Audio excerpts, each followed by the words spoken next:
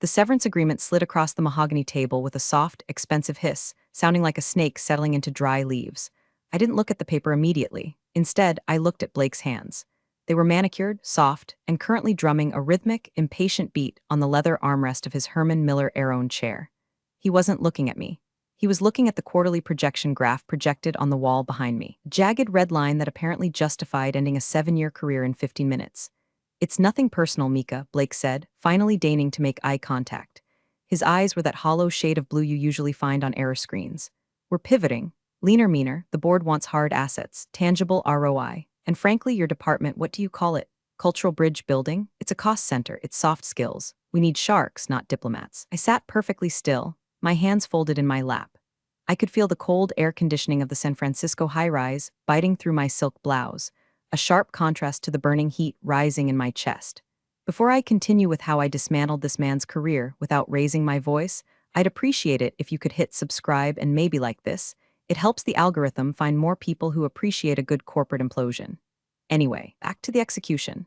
Blake, I said, my voice steady, betraying nothing of the vertigo spinning in my skull. We are 2 weeks away from finalizing the Tokyo partnership. The Memorandum of Understanding with Kobayashi Heavy Industries is sitting in legal right now. My relationship with CEO Tanaka is the only reason they haven't walked away during the acquisition rumors. Blake laughed. It was a dry, barking sound, devoid of humor. He leaned back, clasping his hands behind his head, exposing sweat stains on his powder blue dress shirt. Tanaka needs our tech, Mika. Let's not pretend tea ceremonies and knowing which way to bow are keeping this deal alive. It's the IP, it's the numbers. Your cultural handholding doesn't generate ROI, it's just woke window dressing. We have Google Translate, we have legal, we're good, woke window dressing. The phrase hung in the air, heavy and stupid. I looked around the room. I had built this department from scratch. I had spent 7 years learning the names of our partners' children, memorizing the birthdays of their wives, understanding the intricate, unspoken web of obligation, jiri, that holds Japanese business society together. I had flown to Osaka on Christmas Eve because a junior executive insulted a client's heritage. I had saved this company millions in litigation simply by knowing when to stay silent in a meeting. And now, man whose entire personality could be summed up by a Patagonia vest and a crypto wallet was telling me I was decorative. I see, I said, reaching for the pen. I didn't uncap it yet. If I am terminated today, effective immediately as this document states, I will not be present for the final signing ceremony in Tokyo on the 15th. Correct, Blake smirked, checking his Apple Watch. I'll be leading the delegation. I've read a Wikipedia article on etiquette. Don't worry, I won't wear shoes on the tatami mats or whatever. Just sign the papers, Mika. We're offering you 3 months severance. Generous, considering the budget cuts. I uncapped the pen. The ink was black, permanent. Blake, the relationship with Kobayashi-san is not transactional. It is relational. If I am not there, he will view it as a personal slight, a disruption of wa harmony. I am happy to write a transition document, a brief on the specific protocols required for the signing. There are complexities.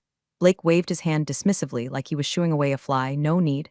I don't want you cluttering the drive with PDFs nobody reads. We're streamlining. Clean break. You pack your box, hand over your badge, and enjoy early retirement. Go take a yoga class. Center your chakras, I signed. The loops of my signature were sharp, precise. I wasn't signing my resignation, I was signing his death warrant. He was too arrogant to read the fine print of human behavior. Very well, I said, standing up and smoothing my skirt. I didn't slam the chair. I didn't throw the water glass. I moved with the slow, deliberate grace that I had honed over thousands of hours of high-stakes negotiations. I will clear my desk within the hour. Great, Blake said, already typing on his phone. Leave the key card with reception. And Mika, don't take it personally. It's just business. I walked out of the conference room, the glass door clicking shut behind me. The office buzzed with the frantic energy of a Tuesday morning. Junior analysts were sprinting with coffee cups. The sales team was ringing a bell in the corner. None of them knew that the foundation of their biggest projected revenue stream had just been liquidated because a VP wanted to trim 0.05% off the operating budget. I walked to my office, my corner office, one with the view of the bay, the one filled with gifts from international partners that Blake probably thought were bribes, a hand-painted fan from Kyoto, a bottle of 30-year-old Suntory whiskey, a calligraphy scroll that read patience is the foundation of eternal peace. I took a box from the supply closet. I didn't pack everything. I packed the personal items. The photos of my parents, the award for global excellence from 3 years ago, the fan, the whiskey. I left the files. I left the contact lists. I left the handwritten notes on Tanaka-san's preferences, that he hates green tea but loves roasted barley tea, that his left knee bothers him when it rains so we always book restaurants with elevators, that his granddaughter collects American state quarters. I left it all because Blake wanted a clean break. He wanted to streamline. As I taped the box shut, my phone buzzed. It was an email from Tanaka-san's executive assistant, asking about the flower arrangements for the signing ceremony. Mika-san, regarding the ikebana, should we prioritize the chrysanthemum or the iris? The chairman wishes to honor your company's longevity. I looked at the phone. I looked at the empty desk. I didn't reply. I picked up my box, walked to the elevator, and pressed the down button. The doors opened, revealing a reflection of a woman who looked calm, poised, and utterly professional. Inside, I was burning with a cold, clear fire. Blake thought he had cut a cost. He had no idea he had just severed the aorta of the deal.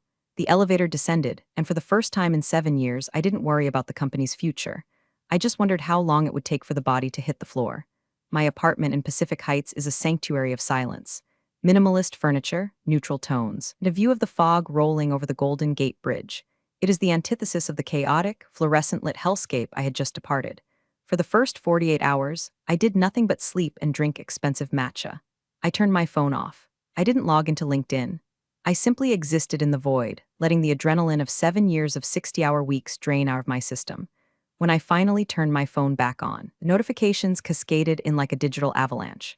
17 missed calls from the office, 4 voicemails from the legal department, and a chain of emails from the Tokyo team that had been forwarded to my personal address by a sympathetic former assistant, Sarah.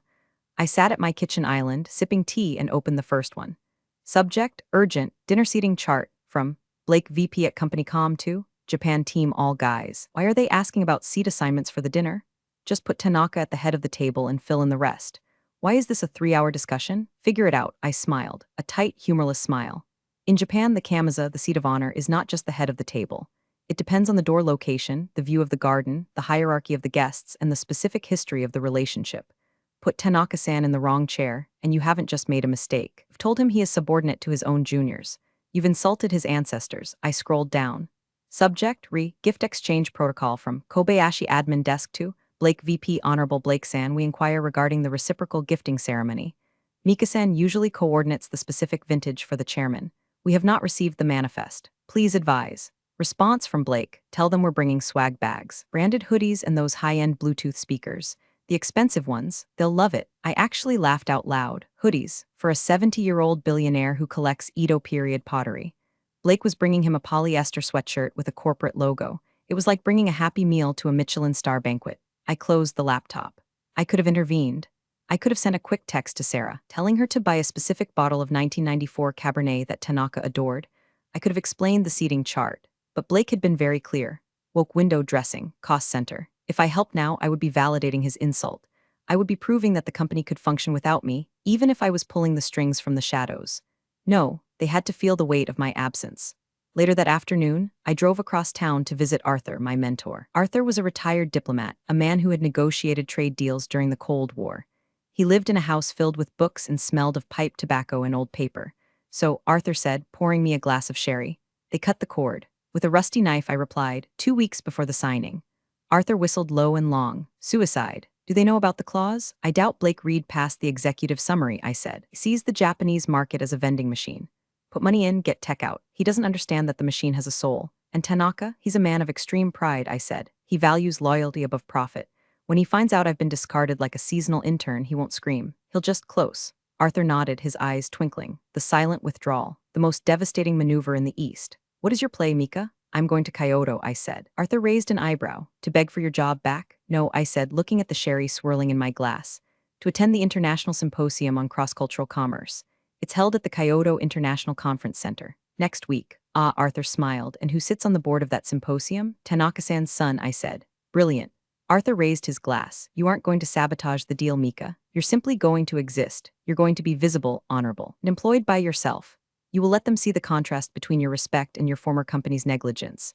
Exactly, I said. I'm not fighting Blake. I'm just going to let him fight himself. He's bringing hoodies to a sword fight. I left Arthur's house feeling lighter. The plan was in motion. Back at my apartment, I saw another email notification pop up on my phone. Subject, where are the files? From Blake VP Mika. If you deleted the donor lists and the protocol docs, that is destruction of company property. Legal is CC'd. Where is the Japan Bible you talked about? I didn't delete anything. I just hadn't organized it for him. The files were there, buried in 7 years of subfolders, labeled in a mix of English and kanji, organized by a logic that only I understood. I typed a reply. I deleted it, instead. I opened a new tab and booked a first-class ticket to Osaka. One way. The cracks were starting to show, and I was about to go watch the dam break from the front row. While I was packing my Rimowa suitcases with modest, high-collared dresses suitable for Kyoto's conservative business climate, Blake was apparently taking a victory lap around the office. According to Sarah, who was risking her own job to keep me updated via encrypted signal messages, Blake had announced in the Monday all-hands meeting that the Tokyo deal was locked and loaded. He literally used the phrase slam dunk, Sarah texted. He told the team that some people overcomplicate international business to justify their salaries, but he's proving that American dynamism is what really sells. American dynamism. That's what he called it.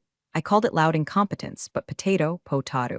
I landed in Osaka on a Tuesday, 3 days before Blake's delegation was scheduled to arrive. The humidity hit me the moment I stepped out of Kansai Airport, a thick, warm blanket that smelled of sea salt and distant asphalt.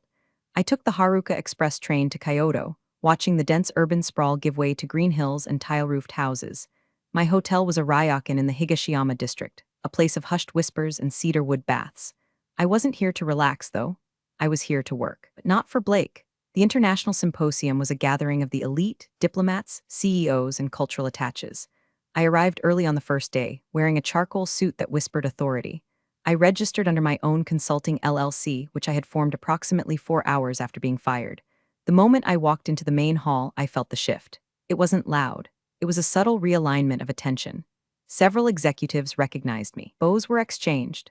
Business cards, Meishi, were presented with 2 hands studied carefully and placed in leather holders, not shoved into pockets.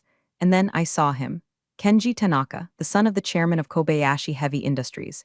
He was standing near a display of sustainable energy prototypes, looking bored as a British consultant droned on about carbon credits. I approached slowly. I didn't interrupt. I waited until there was a natural lull in the conversation, waiting in his peripheral vision so he could acknowledge me or ignore me. He turned. His eyes widened slightly, the only sign of surprise he would ever show. "Mika-san," he said, bowing low, "I did not expect to see you. My father believes you are in California preparing the final documents for the signing." I bowed back, slightly lower than him to show respect, but not so low as to appear subservient. "Kenji-san, it is an honor. I'm afraid there has been a restructuring. I'm no longer with the company." I let the words hang there. I didn't explain. I didn't complain. I didn't say they fired me because your new partner is a moron. I simply stated the fact with zero emotion. Kenji frowned. The air around us seemed to drop 5 degrees. Restructuring? But the memorandum explicitly states. He trailed off, his mind working through the implications. Does Blake-san know? Mr. Blake is a man of great confidence, I said carefully. He believes the deal stands on its technical merits alone. Kenji looked at me, really looked at me. He saw the lack of panic. He saw that I was here at a prestigious conference respected by his peers while my former company was flying blind. "This is disturbing," Kenji said quietly. "My father values continuity. He refers to you as the Osuagakari, the one who cares for the relationship. If you are gone, I am sure Mr. Blake has a plan." I lied. "He is bringing gifts. High-end speakers, I believe." Kenji's face went blank. "Speakers. We manufacture speakers components for half the world." "I know," I said softly. "And he is bringing them to my father, a man who is deaf in his left ear?" I didn't know whether to laugh or cry. I actually hadn't known Blake was that unlucky, but it made sense. Blake didn't do research. "I am here simply to maintain my own relationships in the region," I said. "Please, do not let my presence disturb your business with my former employer. I wish them only the best." "You are very gracious, Mika-san," Kenji said. "More gracious than they deserve." He bowed again, deeper this time. "I must make a call." He walked away toward the terrace gardens. I watched him go, taking a sip of lukewarm water. I hadn't struck a match. I hadn't poured gasoline. I had simply told the truth in a room where reputation was currency. Back in California, Blake was probably high-fiving his reflection in the mirror, thinking he was the master of the universe. He didn't realize that in Kyoto, the ground had just shifted beneath his feet. The foundation wasn't just cracked anymore. I had just removed the rebar. The disaster unfolded in real time, transmitted to me via a series of bewildered texts from the Japanese administrative staff, who confusingly still thought I was in charge. They didn't know I'd been fired. They just thought I was delayed. They were messaging me for help because Blake's team was currently setting fire to 200 years of decorum. Text from Yumi, Kobayashi reception. "Mika-san, the delegation arrived. They are loudly complaining about the jet lag in the lobby." The tall one, Blake-san, is wearing sunglasses indoors. "Is this a medical condition?" I sat in a tea house in Jin reading the message. Sunglasses, indoors. In the lobby of a conservative Zaibatsu, it screams Yakuza or disrespectful tourist. Take your pick. Text from Yumi, they did not bring business cards. The junior assistant Tyler tried to airdrop his contact info to Chairman Tanaka. The chairman does not have an iPhone. There was awkward silence. I closed my eyes. The Meiji exchange is sacred. It's not about the contact info, it's about the ritual. You present the card with two hands, name facing the recipient. You receive theirs with reverence. You study it. By trying to airdrop a V card, Tyler had essentially told the chairman, I can't be bothered to print a piece of paper for you. But the real horror show happened at the welcome dinner that evening. I wasn't there, but I heard about it from Kenji, who met me for a discreet drink later that night at a bar that seated only 8 people and served whiskey older than the American Constitution. It was colorful, Kenji said, swirling his ice. He looked exhausted. Tell me, I said. Blake-san refused the seating arrangement, Kenji said. We placed him next to the VP of Operations as is protocol for his rank. He insisted on sitting next to my father. He moved the place card himself. I winced. He moved the card? He moved the card. And then Kenji took a long drink. He poured his own sake. In Japan, you never pour your own drink. You pour for others and they pour for you. It's a communal act of service and bonding. Pouring your own drink is a sign of arrogance, isolation, and greed. It says, I need no one, I take what I want. My father watched him, Kenji continued. He watched him pour the sake, spill a little on the tablecloth, and then slap my father on the back and say, let's get this bread, Tanaka-san. Please tell me he didn't say, let's get this bread, I whispered. The translator struggled, Kenji admitted. She translated it as let us acquire the wheat products. My father was very confused. He thought Blake was proposing a bakery venture. Kenji, I am so sorry, I said. I felt a genuine pang of shame. Even though they weren't my team anymore, they were my countrymen. They were embarrassing my culture in front of his. It gets worse, Kenji said. When we presented the gift, a hand-forged katana from a living national treasure, symbolizing the cutting edge of our partnership, Blake laughed. He asked if he could carry it on the plane. He made a joke about Kill Bill. The silence in the bar was heavy. A living national treasure sword is priceless. It's a spiritual object, making a movie reference, it's sacrilege. And then Kenji sighed. He gave my father the speakers. He said, these have insane bass, old man. You'll feel it in your chest, and your father, he smiled. The smile he uses before he fires someone. He thanked Blake for the noise machines. Kenji looked at me. Mika-san, my father asked where you were 3 times. Blake evaded the question. He said you were handling logistics stateside. He lied. I know, I said. Why? Because he thinks he doesn't need me. He thinks the contract is stronger than the relationship. Kenji set his glass down. The contract is the relationship. He does not understand that if there is no trust, the ink does not stick to the page. My phone buzzed again. It was a text from a lawyer at my old firm, someone who had actually read the documents. Text from Legal Dave. Mika, are you in Tokyo? I'm looking at the MOU Clause 14B. Cultural Liaison Requirement. It explicitly names you as a condition of the partnership continuity. Blake just texted saying he crushed the dinner. Did he tell them you're out? If they find out, we are in breach. I showed the text to Kenji. He read it. He looked up at me. A slow, dangerous smile spread across his face. Clause 14B, Kenji mused. I remember insisting on that because we knew Americans are volatile. We wanted a guarantee of stability. You have your breach. I said softly. Not yet, Kenji said. Tomorrow is the signing ceremony. That is when the truth must be spoken. Will you be there? I wasn't invited. I am inviting you, Kenji said. Not as a liaison, as a witness, I nodded. The trap was set. Blake had dug the hole, jumped in, and was currently asking for a shovel to dig deeper. Tomorrow, the earth would fall in. The morning of the signing ceremony dawned with a deceptive clarity. Mount Fuji was visible in the distance, perfect white cone against a brutal blue sky. In my hotel room, I dressed with the precision of a soldier preparing for parade. A navy sheath dress, conservative pearls, hair pulled back into a tight chignon. No loose ends, nothing to distract. Back in San Francisco, it was late afternoon. The panic was just starting to set in. I checked my email. Dave from Legal had sent 3 more messages, each more frantic than the last. Mika, please call me. Lake isn't answering. The board is asking why the liaison continuity box isn't checked in the compliance software. Did you sign a waiver? If you didn't sign a waiver and you aren't employed, we technically don't have a deal structure. I didn't reply. I wasn't an employee. I was a ghost. And ghosts don't answer compliance queries. I imagined Blake in his hotel suite at the Ritz-Carlton. He was probably hungover from the sake he poured himself. He was probably shouting at the junior staff to find the HDMI cables. He was likely practicing his signature, thinking about the bonus he was going to buy a boat with. He had no idea that the symbolic clause he had mocked, the woke window dressing, was actually the load-bearing wall of the entire agreement. Clause 14B wasn't just about having a translator. It was a key person clause.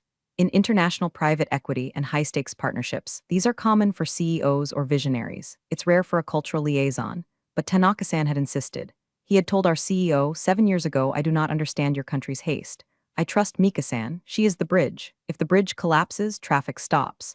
Our CEO had signed it, thinking it was a nice compliment. Blake hadn't read it. I took a taxi to the Kobayashi headquarters in the Marinauchi district. The building was a monolith of glass and steel, intimidating and silent. I didn't go to the lobby where Blake and his team were gathering. I used the side entrance, scanning the QR code pass Kenji had sent me. The security guard nodded at me. Good morning, Mika-san. It has been a long time. Too long, Sato-san, I said. I went up to the 40th floor, to the executive observation deck that overlooked the main boardroom. It was a private viewing gallery, usually used for translators or junior legal aides to observe proceedings without cluttering the room. From behind the one-way glass, I looked down into the boardroom. It was impressive, a table long enough to land a plane on. The Japanese side was already seated. 12 men in dark suits sitting in perfect silence, hands on their knees. In the center sat Chairman Tanaka. He looked frail but hard, like dried driftwood. On the table, right next to the American flag, was an empty chair. It wasn't just an empty spot, it was a specific chair. The nameplate in front of it read, Cultural Liaison Officer. The Japanese side knew they had put the chair there on purpose. It was a test. The double doors opened. Blake walked in. He looked loud. Even through the glass, his energy was discordant. He strode in, grinning, followed by Tyler and two other terrified-looking associates. Blake walked up to the table. He reached out to shake Tanaka's hand. Tanaka didn't stand up. He didn't bow. He just looked at Blake's hand like it was a dead fish. Blake pulled his hand back, awkwardly wiping it on his pants. Good morning, Blake boomed. Great day for a deal, right? The translator whispered to Tanaka. Tanaka said nothing. Blake looked around the table. He saw the empty chair. Oh hey, Blake said, pointing at it. We don't need that extra seat. Mika isn't here. You can just scoot in. He actually reached out and grabbed the back of the chair to move it away. A gasp went through the Japanese side of the table. It was a collective intake of breath, sharp and horrified. Tanaka's eyes narrowed. Kenji, sitting to his father's right, stood up. Blake-san, he said, his English perfect and cold. Please do not touch the chair. Blake froze. Okay, just trying to make room, didn't want it to look empty. It is empty, Kenji said. That is the point. Blake laughed nervously. Right, symbolic, I get it, very deep. Anyway, let's get to the signing. I've got a flight at 6 p.m. I watched from the gallery, my heart hammering against my ribs, not from fear, from the pure adrenaline-soaked anticipation of justice. Blake had just tried to physically remove the symbol of the company's honor. He sat down. He opened his folder. He uncapped his pen. Okay, Blake said. Where do I sign? He looked up. No one on the Japanese side had moved. They weren't opening their folders. They were staring at the empty chair. The storm had arrived. The silence in the boardroom was heavy, physical. It pressed against the glass of the observation deck. I could almost feel the weight of it on my skin. Down below, the air conditioning hummed, a low drone that sounded like a dying insect. Blake shifted in his seat. He looked at his watch. He looked at Tyler. He looked at the translator. Is there a problem? Blake asked. His voice was a little higher than usual. Do we need to wait for tea? I love tea. Green, right? Chairman Tanaka sat like a stone statue. He didn't look at Blake. He was looking fixedly at the empty chair with the Cultural Liaison Officer nameplate. Finally, Tanaka spoke. His voice was a rasp, quiet but carrying immense power. He spoke in Japanese. The translator, a young woman who looked like she wanted to be anywhere else on Earth, cleared her throat. She looked terrified. She knew what she had to translate. The chairman asks, she stammered, where is Mika-san? Blake sighed, an exaggerated exhalation of impatience. Okay, look, I told you guys. Mika is unavailable. She's no longer with the project. We've streamlined the team. Efficiency. You guys like efficiency, right? Toyota? Kaizen? He threw out the buzzwords like breadcrumbs, hoping the pigeons would bite. Tanaka didn't blink. He spoke again. Translator, the chairman asks, is she ill? No, Blake said. She's fine. She's just not here. Look, with all due respect, Mika was just an interpreter. I'm the VP of strategy. I have the authority to sign. We don't need her to hold the pen. Just an interpreter. I saw Kenji's hand tighten into a fist on the table.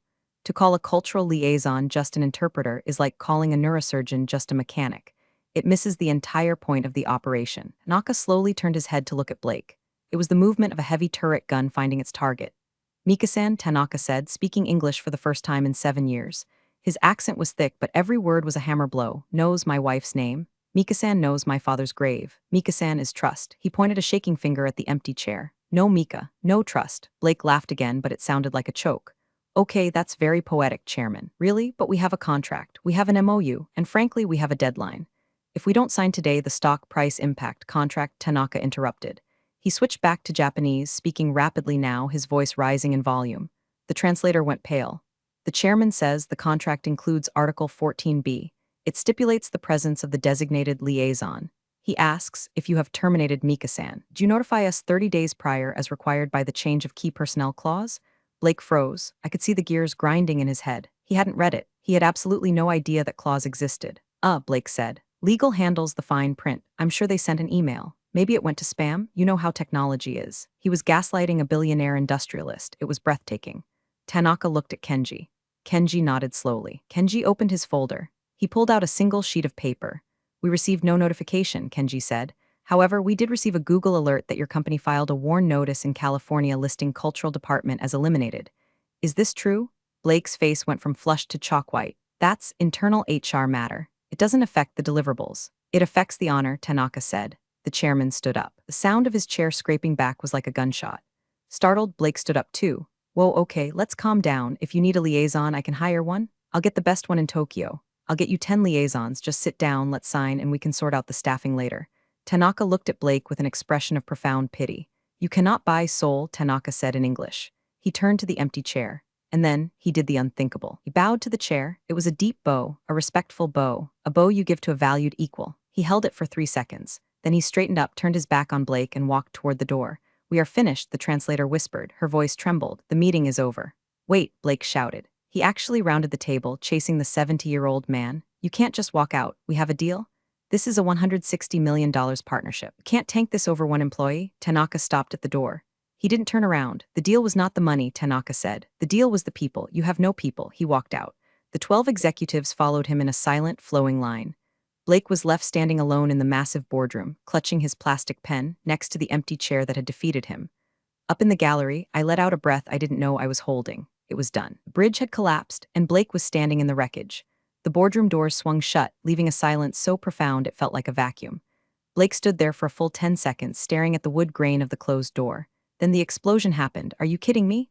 Blake screamed. He threw the folder across the room. Papers scattered like confetti, confidential schematics, pricing models, legal drafts fluttering down onto the pristine carpet. He walked. He actually walked over a secretary. Tyler, the junior associate, was frantically typing on his phone. Blake, the stock is reacting. Someone leaked that the meeting ended early. We're down 4% in pre-market. Fix it, Blake roared, his face a mask of red fury. Call legal. Call the CEO. Tell them the Japanese are being irrational. Tell them they're breaching. We'll sue them into the Stone Age. He spun around and kicked the empty chair. The chair, heavy and expensive, toppled over with a crash. Stupid, soft, skills, Blake yelled, punctuating each word with a gesture at the fallen chair.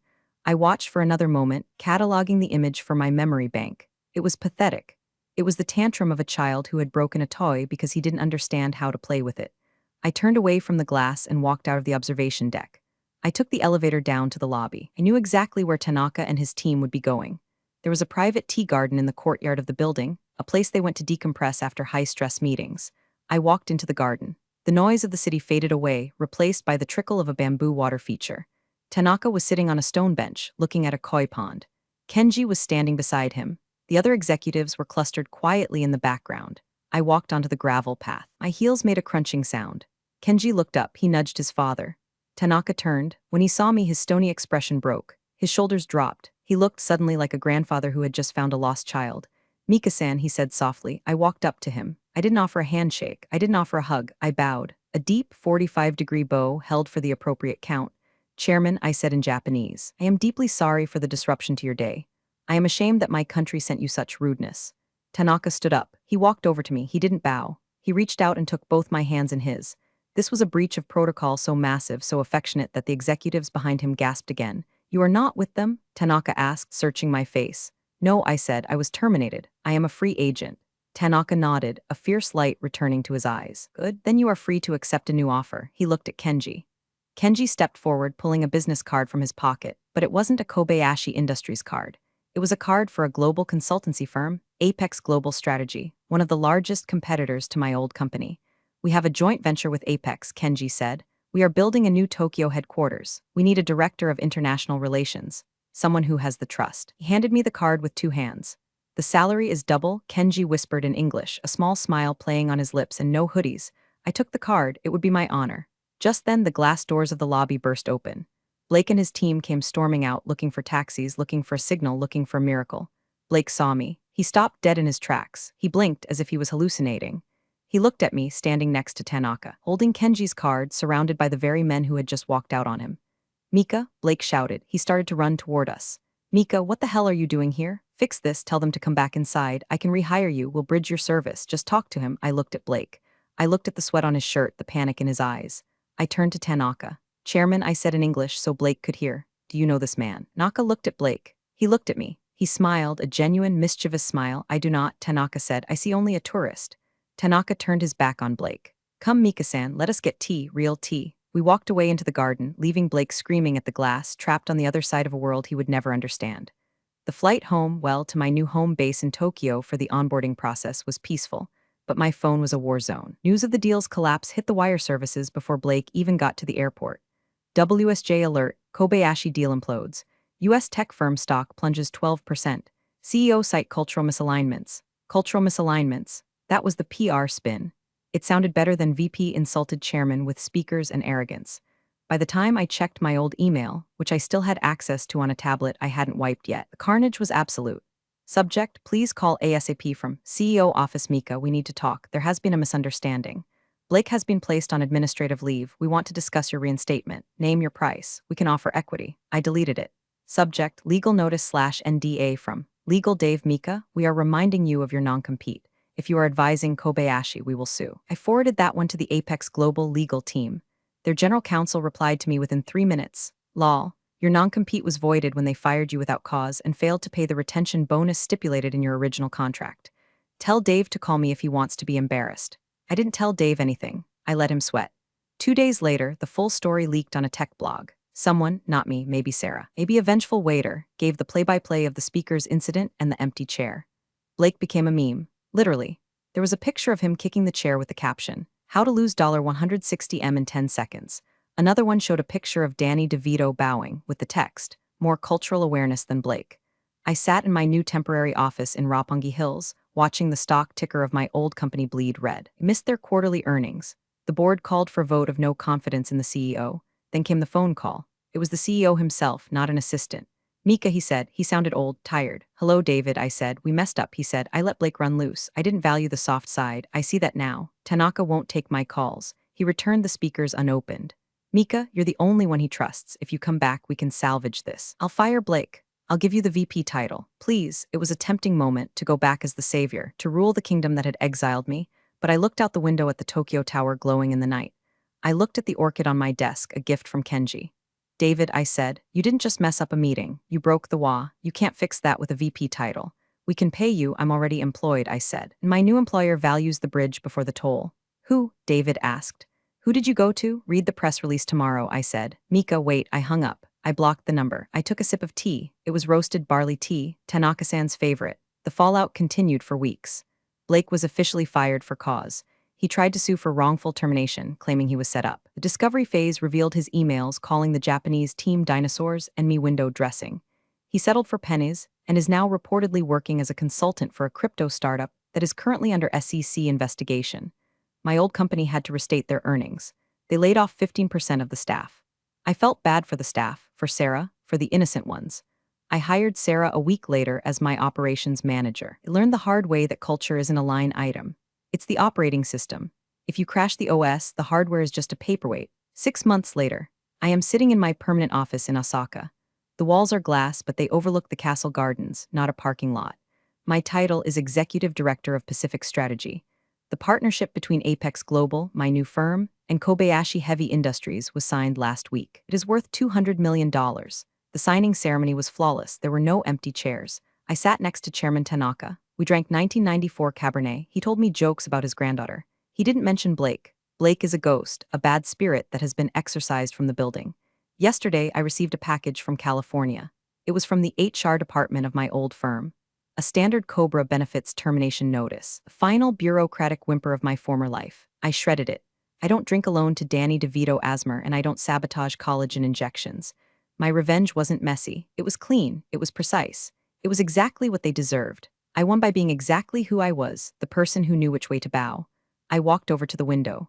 The sun was setting over Osaka, turning the sky a bruised purple. On my desk sits a framed copy of the new Memorandum of Understanding. The final clause, Clause 19, is highlighted in gold ink by Tanaka himself. This agreement is founded upon the mutual trust established and maintained by Mika-san. Her presence is required for all future amendments. I smiled. Blake called me window dressing. He was right. I am the window. And without me, they couldn't see the world. So, to anyone out there being told their soft skills don't matter, or that their cultural knowledge is just fluff, let them think that. Let them fire you. Let them bring hoodies to a sword fight. And then, sit back and watch them bow to the empty chair. Because in the end, the empty chair is the loudest person in the room.